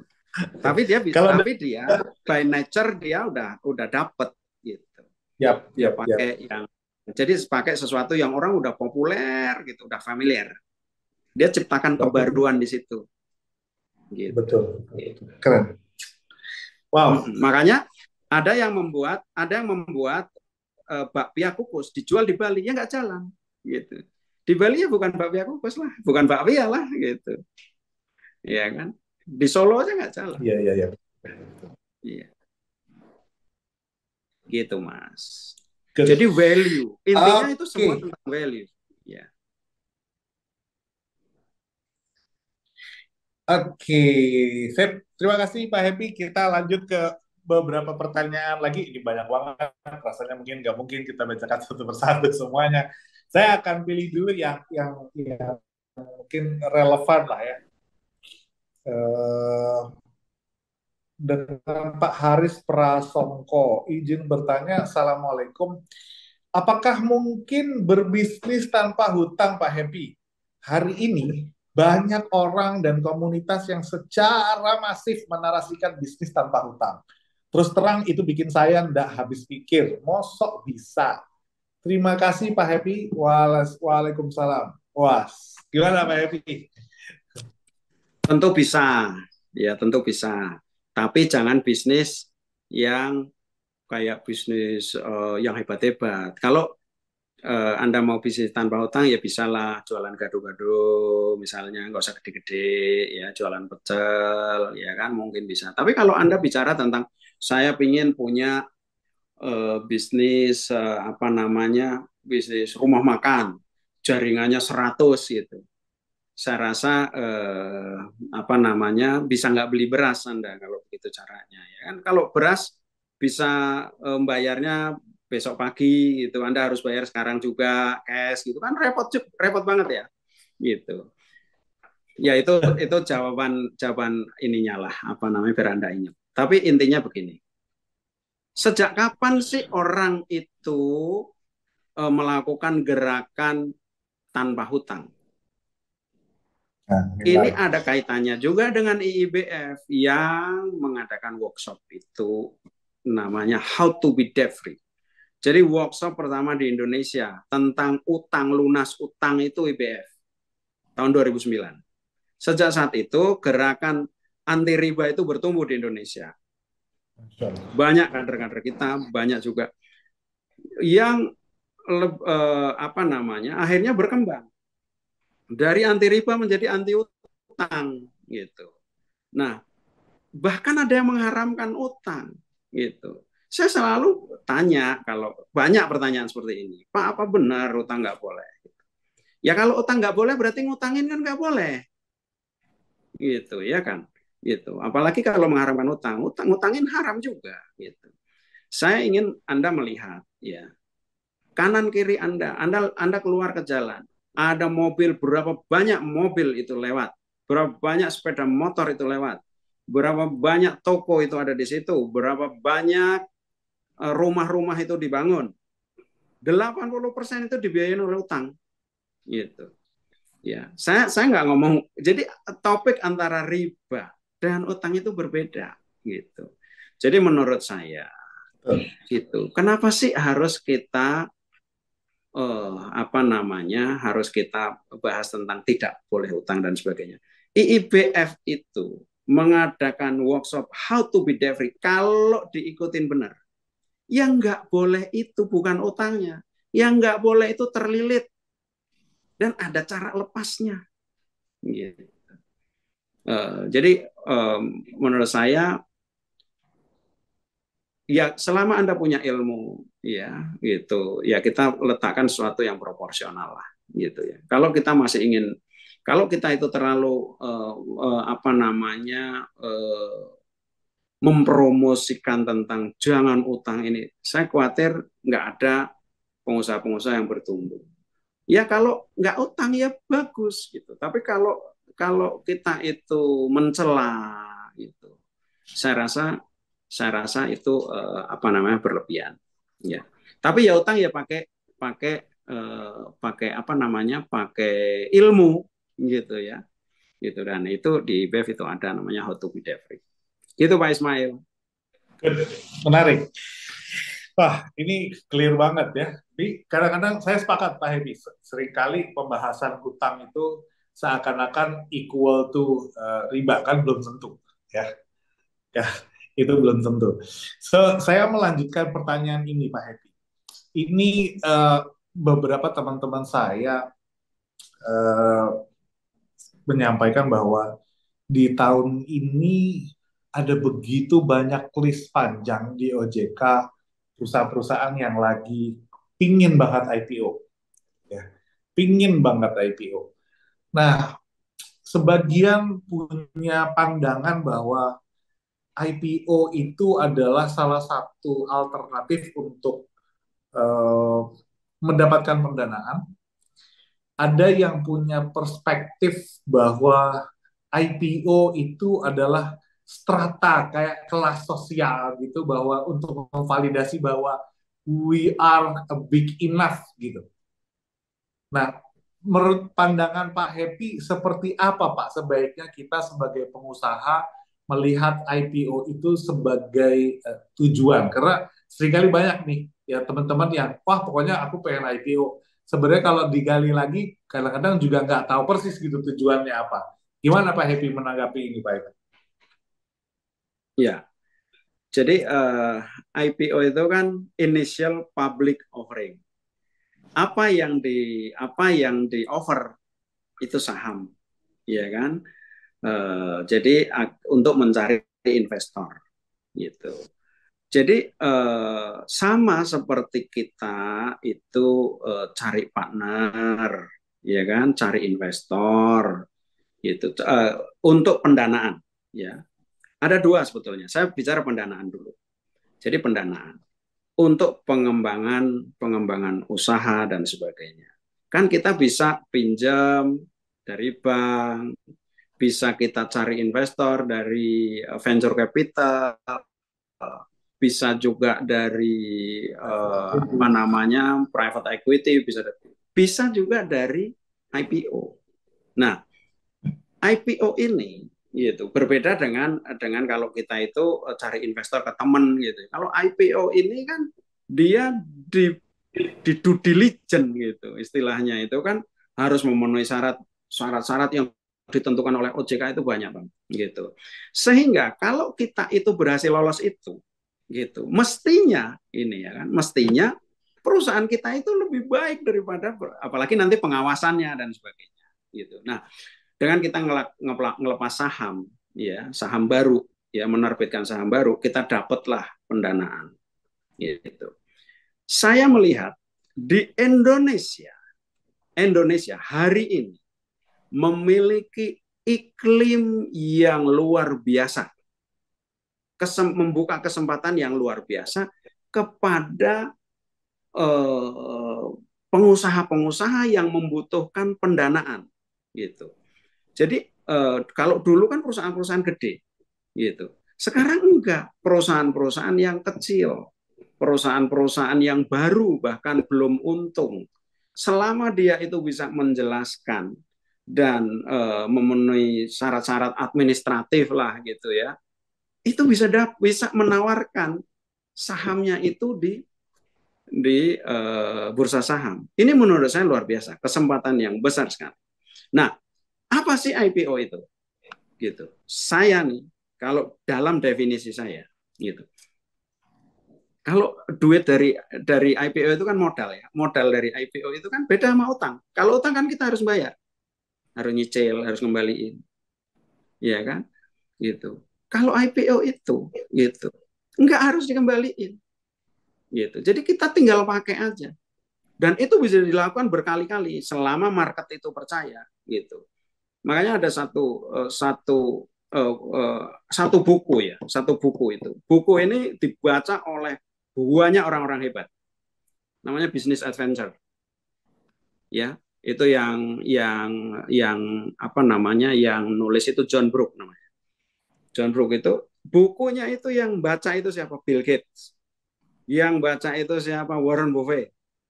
Jadi mindset tentang salah satunya tentang IPO. Apa dia sebut IPO itu?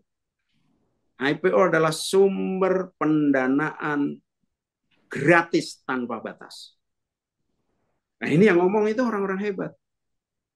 Gitu. Jadi itu yang kita mesti tangkap gitu. Nah, sayangnya gitu ya, sayangnya tadi kembali kepada fundamental bisnis. Banyak perusahaan-perusahaan yang ngambil itu dari market, tapi sebenarnya dia pikir dia apa namanya, perusahaannya itu dia nggak tahu buat apa, cuman buat bayar utang lah gitu, misalnya untuk dibagi-bagi lah. Itu ada gitu, teman saya ada juga masuk penjara di situ, dia dapat sekian ratus miliar dia bagi-bagi gitu, nggak dikerjain sama sekali, masuklah penjara dia gitu. Ada juga gitu yang masuk dapat bangkrut, masuk sampai 4 kali blacklist dia gitu, sampai sekarang yang kerjaannya ya nyari teman-teman di IPO. Nah, yang saya ingatkan ya, kalau Anda cari modal itu Anda mesti siap gitu, duit itu gitu. Makanya tadi pertanyaan saya, apakah bisnis Anda scalable? Anda tahu nggak buat apa gitu. Saya jadi banyak ya yang baru-baru ini IPO ini, banyak lah gitu, duitnya habis, perusahaannya nggak berkembang, ya capek gitu. Kita mesti laporan terus ke OJK gitu. Saya sendiri satu perusahaan itu lagi dalam proses IPO ya. Nah, yang kedua tuh mahal kan gitu, yang selama ini kan mahal gitu ya, mesti bayar biaya ini, banyak orang yang nggak tahu gitu. Makanya IBF kita bentuk satu tim gitu, satu tim yang kita siapin lah, kita assessment perusahaan-perusahaan yang bagus, yang ini ya udahlah lo nggak punya duit nanti kita cariin gitu. Kalau perusahaannya mesti bagus, duit ini buat apa nih, misalnya untuk bangun cabang, nanti sesudah dapat pendanaan kira-kira setahun 2 tahun akan jadi seperti apa. Nah, perusahaan-perusahaan kayak gitu yang kita cari gitu. Jadi menurut saya IPO ini kesempatan besar gitu. Banyak perusahaan-perusahaan maju karena itu. Lihat BCA, lihat Telkom, lihat Hermina, ya perusahaan-perusahaan hebat gitu. Tapi yang belakang-belakang banyak yang nggak karu-karuan. Kenapa? Karena cuma ngambil uang dari masyarakat, dia nggak ngerti mau diapain gitu. Dia pikir dibagi-bagi. Itu saya rasa, Mas Ismail. Keren. Menambah wawasan dan perspektif kita buat yang teman-teman yang berpikir bahwa atau berencana mengambil jalan mengembangkan bisnis melalui IPO, saya sepakat dengan Pak Happy. Saya rasa ini momentum lah ya. Diprediksi mungkin 2-3 tahun ke depan akan lebih banyak lagi perusahaan-perusahaan yang mengambil peluang untuk bisa IPO. Termasuk ada yang gini juga Pak Happy ya, ada yang berpikir bahwa untuk menjaga sustainability dan governance company itu ya IPO aja, itu salah satu cara gitu, karena yang ngejagain bisnis kita itu nanti bukan cuma kita kan, ada publik, Persis, ada persis, regulasi yang membantu menjaga sehingga bisnis kita bisa sustain terus. Itu ya, menarik. persis, persis. Ya perusahaan-perusahaan gede kan kayak Microsoft, kemudian apa namanya, semualah, ya. Saya Itu kan perusahaan-perusahaan di publik semua. betul, saya punya punya teman lah dari salah satu keluarga konglomerasi bisnis di Indonesia. Di keluarganya itu Pak Happy, kalau di antara anggota keluarga ada yang punya bisnis, maka bahasanya mereka di keluarga gini, kalau lu mau buktiin sama keluarga atau sama kita kalau bisnis lu keren, ya lu IPO dulu. Itu sampai padahal ada yang sampai level itu. Ya, Dan ini konglomerasi, ya, konglomerat lah kalau saya sebut grupnya, insya Allah semua tahu gitu. Itu iya, sudah itu level makan siangnya atau makan malamnya tuh ngobrolnya gitu, Pak, aku punya bisnis iya, ini. Kalau kamu yakin bisnis itu bagus, bener, keren, coba buktiin ke papa kalau itu bisa IPO. iya. Nah, pada saat itu memang kan IPO itu terbatas untuk perusahaan-perusahaan tertentu yang harus salesnya 100 miliar, harus begini. Ya, Betul. memang terseleksi ya. Nah, sekarang dengan dibukanya level akselerasi, banyak perusahaan-perusahaan gitu yang dibuat sedemikian rupa bisa IPO. Gitu. Saya agak khawatir, ini kalau terlalu banyak yang begini nanti berubah pikiran juga OJK, nggak Hmm. ada boleh lagi, itu yang saya khawatir. Makanya IIBF ini kita dorong gitu, anak-anak yang skala-skala akselerasi pun kan bisa dapat sampai 200 miliar. Ya, Ya. di situ kita kita guide gitu, dan apa namanya, biasanya kan orang itu bayar 2,5 miliar untuk konsultannya aja. Nanti gimana caranya lah rubah-rubah gini. Nah, kita nggak kita seleksi gitu. Bahkan kalau bagus, oke lah kita cariin untuk IPO-nya, kita cariin pendanaan. Jadi lo yang penting bisnisnya benar-benar bagus, dan nanti kalau dapat duit itu jelas gitu buat pengembangan gitu, kita bantuin gitu. Nah, untuk menyelamatkan peluang ini juga jangan sampai diisi oleh perusahaan-perusahaan yang nggak karu-karuan gitu kan, banyak yang saya di IBF kan anak-anak banyak banyak ngobrol ya tentang ini, ya ketemunya itu kan banyak, wah Pak kok jahat sekali begini begitu, enggak begitu lah, tergantung kita. Kalau kita mainnya itu memang cuma mau ngambil uang terus lari ya gimana gitu. Tapi kalau ini Anda lihat benar-benar Anda butuhkan untuk pengembangan bisnis, ini peluang yang luar biasa gitu, dan bisa diduitin kapanpun kan gitu. Kita kan ya ada satu pembahasan lagi nanti kapan-kapan kita bicara tentang bisnis, nggak cuma sekedar cash flow ya, tapi ada Nah, gitu satu saat lah nanti. oke, oke, oke. Pak Happy, nyambung dengan diskusi kita tadi terkait IPO ya. Kalau sebelum IPO, ini pertanyaan dari Pak Muhammad Kurniawan. Pak Happy, kapan bisnis harus masuk investor? Apa ukurannya Pak Happy? Yang kita anggap IPO, sebelum IPO, tapi kita ngelihat kalau mau bisnisnya besar harus ada investment nih masuk. Nah, apa pertimbangan awal bahwa kita bisa mengambil kesimpulan bahwa ini waktunya investor masuk? Gimana, Oke, Pak? yang pertama gini, yang pertama itu tanda-tandanya dulu ya, Iya. tanda-tandanya. Konsep Anda itu sudah terbukti dalam bahasa investor itu namanya traction gitu. Jadi ada tractionnya gitu. Ada nih yang kita tawarkan dibeli nih sama orang gitu. Itu ada tractionnya gitu. Nah, yang kedua gitu, Anda punya ceruk gitu yang khas gitu dan Anda paham gitu. Nah, buktinya apa? buktinya kita jadi ahlinya di situ tuh. Gitu. Kayak tadi contohnya itu yang saya ngomong itu beberapa tanda. Yang ketiga, exhausted namanya. Exhausted itu begini, kewalahan saya nanganin market ini, gitu. Jadi karena saya itu main gitu ya, saya itu kompetitor banyak, tapi orang itu tahu gitu, saya itu menawarkan saya itu berbeda lah gitu ya, sehingga dia punya niche market gitu. Nah, exhausted. Nah, itu tandanya Anda butuh leverage namanya. Leverage itu bentuknya 3. 1, other people time. Oh, gue perlu bantu orang nih, gue rekrut orang.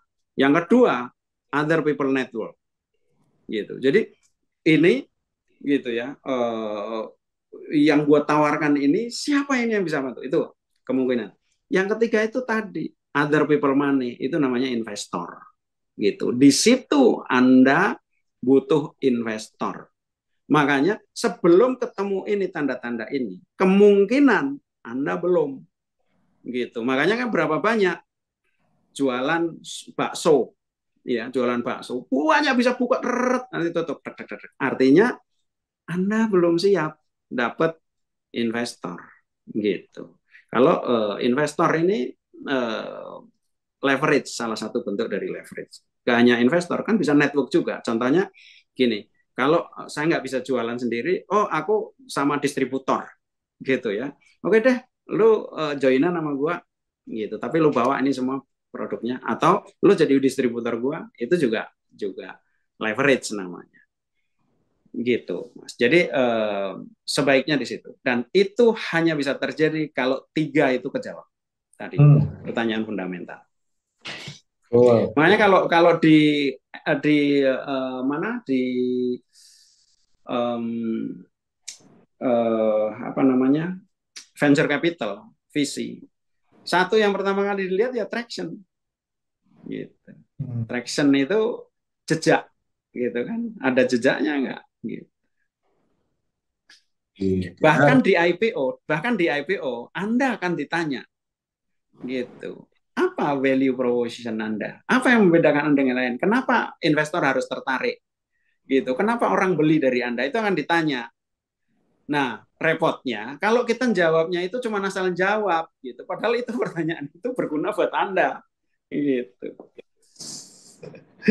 Waktu presentasi kan itu yang dipresentasikan.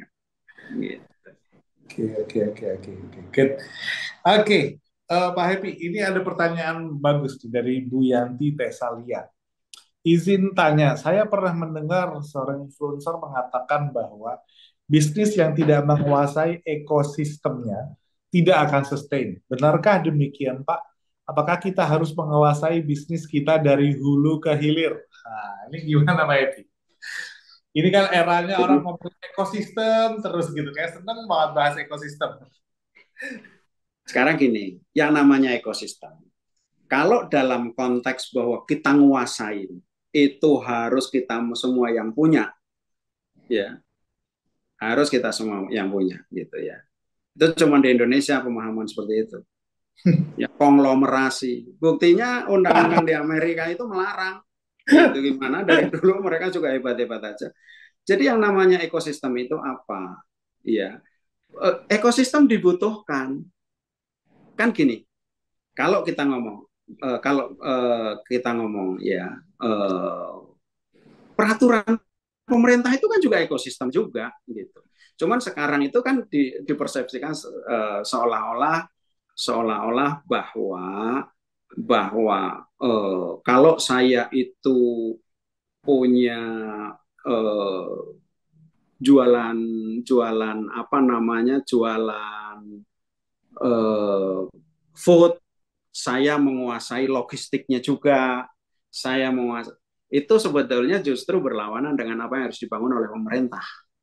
Saya selalu mengingatkan kepada pemerintah, kalau Anda kasih semua kepada dia juga, bank Anda kasih ke dia, transportasi Anda kasih ke dia, orang yang sama, kemudian travel umroh Anda kasih ke dia, itu itu Ihsan ngerekam itu. Yang akan terjadi pemerintah bertekuk lutut. Gitu. Artinya apa? Saya orang yang tidak percaya terhadap itu. Itu justru yang harus dihindari oleh negara. Gitu. Cuman Indonesia aja kan semau-maunya aja, gitu. Semua dikasih kepada orang yang sama. Gitu. Jadi kita nggak bisa pakai. Ya jadi ekosistem itu. Saya punya bank, Pak Zahir, Pak Ismail punya yang lain. Kita itu dalam satu ekosistem, gitu. Tapi kalau ekosistem itu dimiliki satu orang, iya, ya itu kapitalisme, itu liberalisme namanya, gitu. Iya, saya menolak itu, Itu kan kita cari presiden yang menolak itu, ya. Oke, semoga presiden yang menolak itu Pak Happy jadi menterinya, Pak. Amin. Amin. saya ada salah satu mentor saya, pengusaha juga Pak Happy, pernah bilang gini sama saya. Dia bilang ini tuh kita itu bisnis di era sepakat ekosistem, tapi dia lebih punya pandangan gini bahwa ini adalah kolaboratif ekosistem. Ya. Dia memberi nasihat saya agak menusuk juga. Dia bilang gitu, in this era, dia bilang gitu. Even, dia bilang, probably kamu harus menciptakan ekosistem dengan berkolaborasi dengan kompetitor kamu. Menurut Pak Happy gimana, Pak? Saya rasa itu sesuatu yang menarik ya, tetapi memang ada skala tertentu gitu. Karena kalau dunia ini kan direpotkan gitu, dengan orang-orang besar yang saling berbicara dan mereka itu sama-sama player. Contoh begini, setiap industri itu menyisakan 2 pemain besarnya, Yamaha, Honda, Pepsi, Coca-Cola. Nah, kalau ada satu sektor itu pemain besarnya 2 dan dia berbicara, yang akan dirugikan itu adalah masyarakat. Gitu. Jadi tergantung skalanya menurut saya ya. Dan negara itu hadir untuk mengatur hal-hal seperti itu. Hari ini, Mas, anak-anak kita nggak lagi itu percaya, nggak lagi tahu tentang yang namanya keadilan sosial. Nggak lagi tahu yang namanya tentang ekonomi kerakyatan. Ya, dan nggak tahu lagi tentang kapitalisme. Gitu. Kapitalisme. Dulu, waktu tahun 1930, Soekarno itu usianya 29 tahun. Dia bisa mengupas habis tentang kapitalisme. Bahkan dia punya kesimpulan, kapitalisme itu menyedot darah rakyat, menghisap darah rakyat. Canggih sekali. Sekarang hari ini, dulu nggak ada profesor, nggak ada dokter. Sekarang hari ini doktor, profesor. Nggak kenal. Itu bangsa kita sendiri itu terobsesi dengan capital, investor malah orang kerja asing, boleh silakan, yang penting investor. Gitu. Saya kemarin itu baru dengan para tokoh-tokoh. Saya bilang satu, bangsa kita itu nggak kenal yang namanya liberalisme, nggak tahu namanya kapitalisme. Gitu. Harusnya kita itu paham, capital itu kita butuhkan, tetapi kapitalisme itu nggak boleh. Capital is our friend, capitalism is our enemy. Jadi bentuk kapitalisme ini, contoh ojek.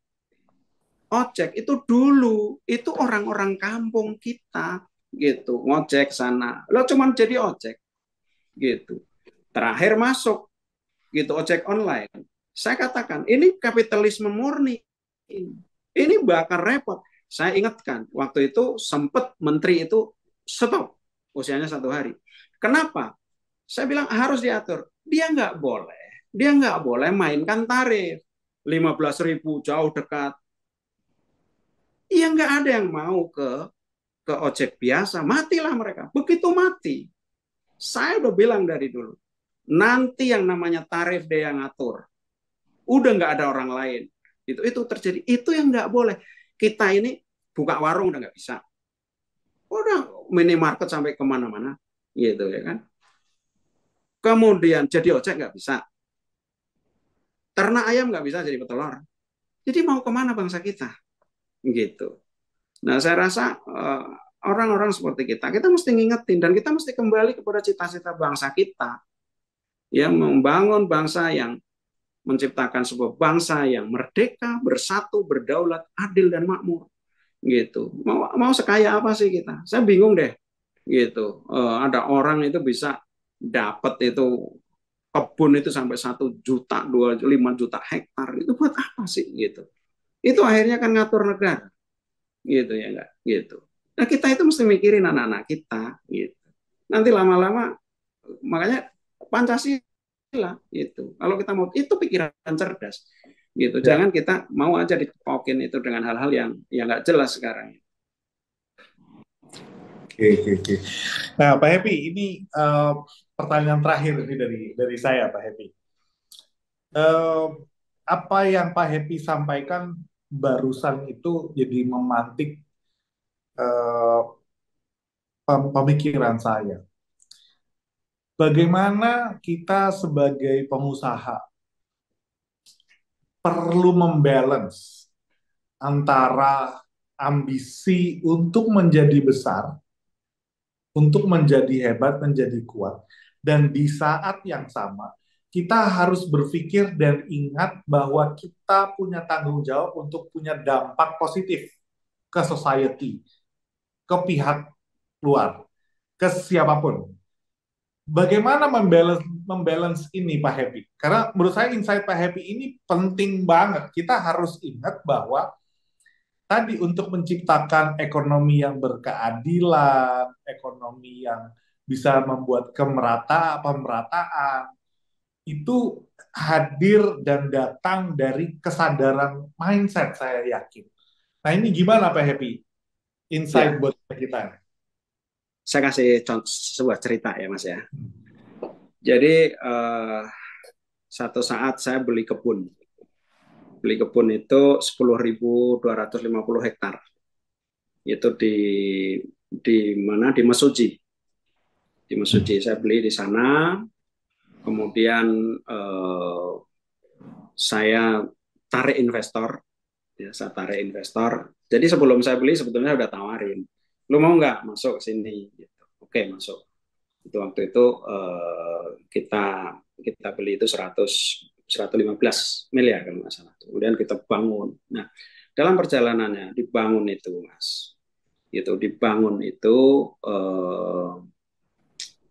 pertentangan dari masyarakat itu luar biasa besar. Gitu. Jadi kita sebagai pemilik kebun itu sebetulnya punya kewajiban untuk membuat membuat plasma 20%. Nah, biasanya plasma itu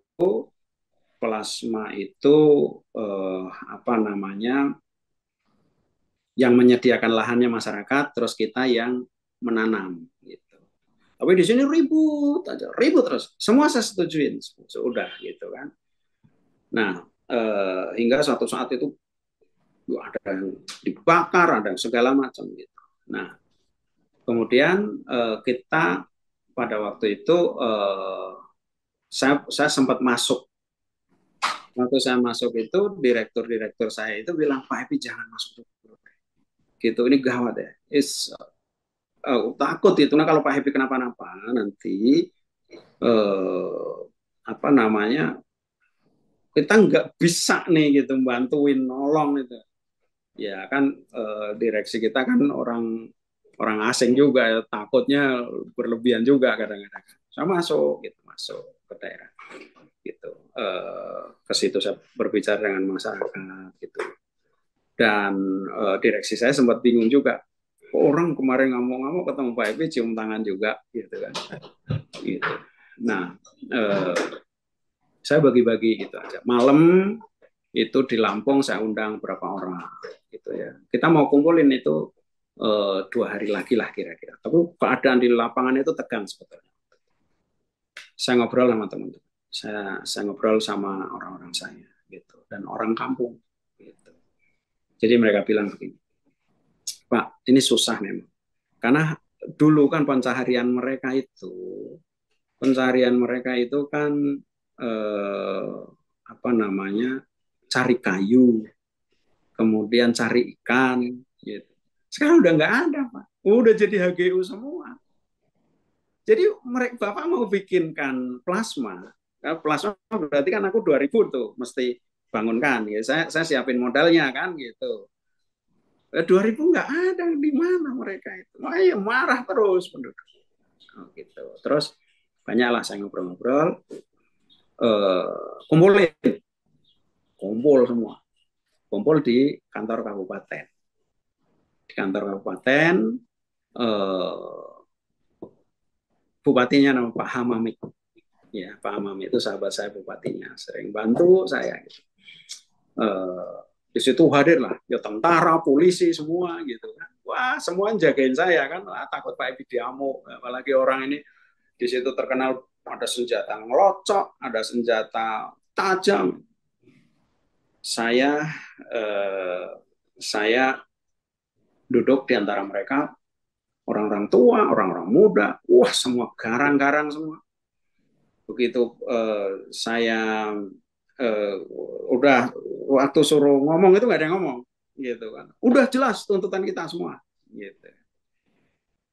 Nah terus waktu itu saya mau ngomong, ada yang nyeletuk, bapak-bapak, gitu.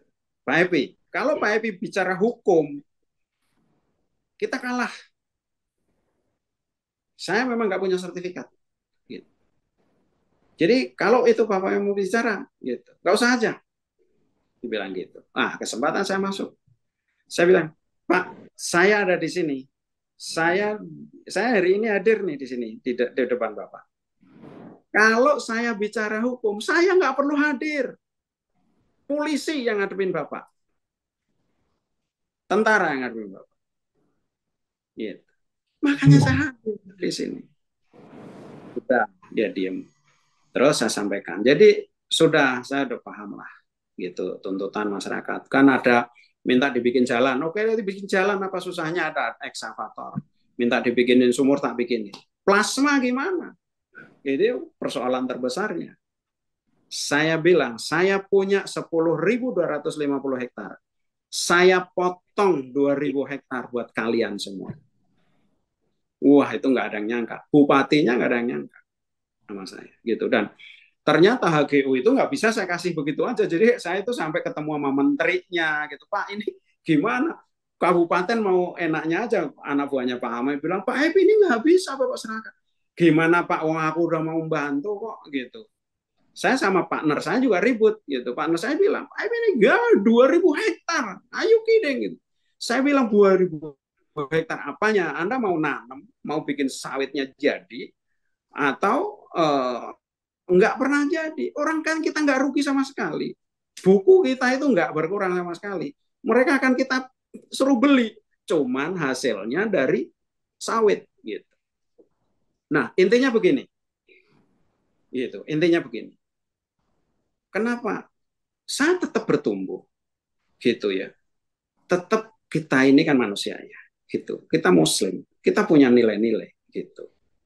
Lu nggak bisa, kita nggak bisa tuh, gitu. Abaikan begitu aja, gitu. Kisah ini itu menjadi kisah satu-satunya di Mesuji. Yang semua yang lain dibakar, dibunuh, enggak, tempat saya itu beres, gitu. Makanya Kapoldanya juga sempat deket lah dia, banyak bantu Pak Heru ya, sempat jadi ketua PN gitu.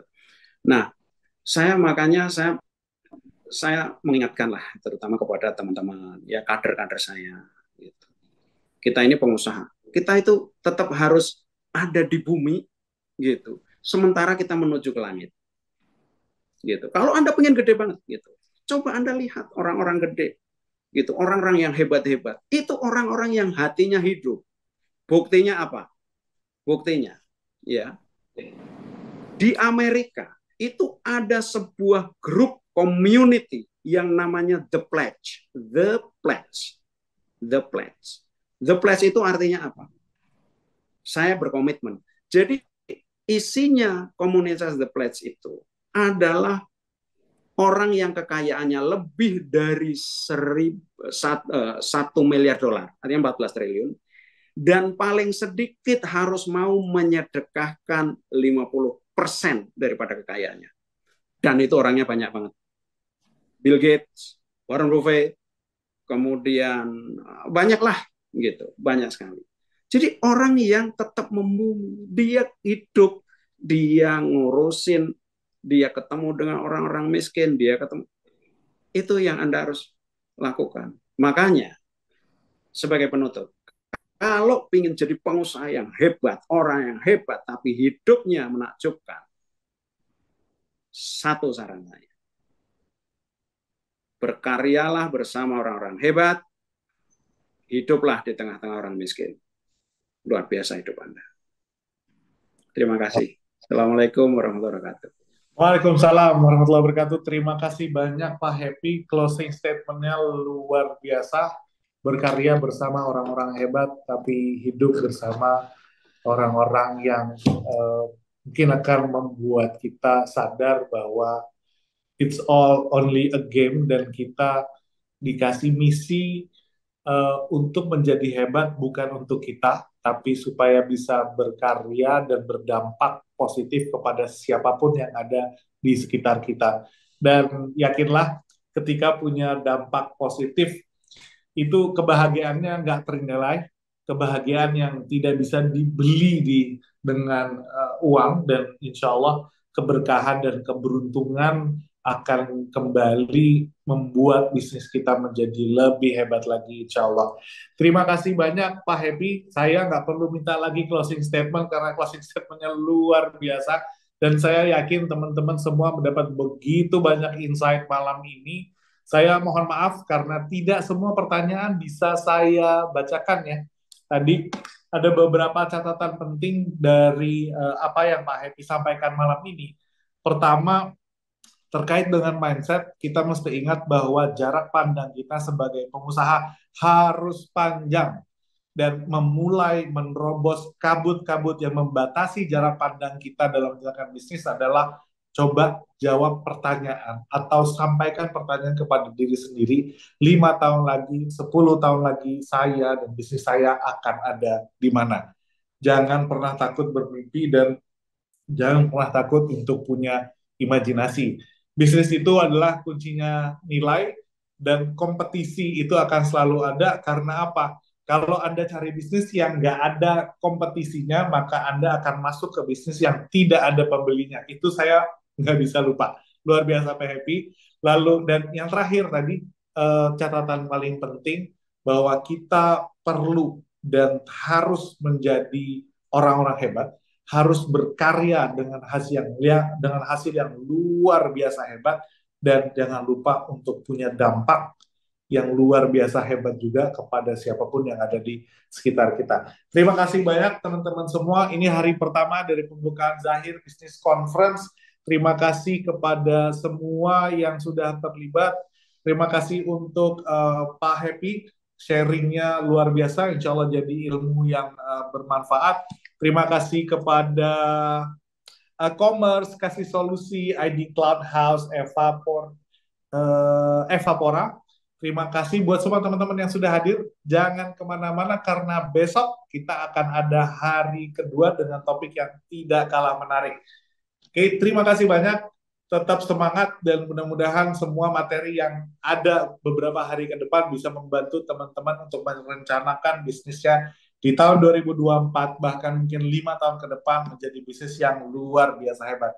Barakallahu fikum, saya izin pamit undur diri. Sampai ketemu lagi. Assalamualaikum warahmatullahi wabarakatuh.